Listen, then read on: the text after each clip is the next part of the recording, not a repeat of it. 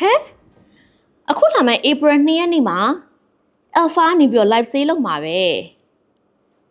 ဒီ air cooler ကြီးလည်းပါရတော့တလုံးကို2 သိန်းနီးပါးတော့တက်တာမှာလက်ဆောင်တွေလည်းထပ်ပေးအောင်ပါတဲ့အိမ်မှာလိုနေတဲ့ air cooler အကြီးလည်းပါတယ်ဟာ share ပဲမမေ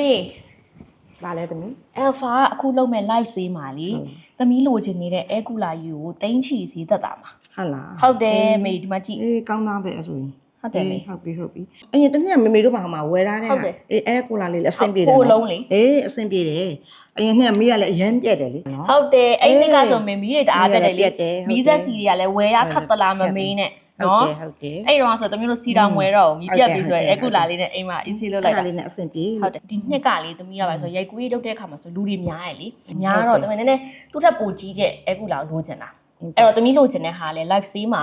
ဝယ်တယ်ဆိုအများကြီးတက်တာမှာ အခု live sale မရှိခင်အပြင်မှာအရင်သွားကြည့်လိုက် အာ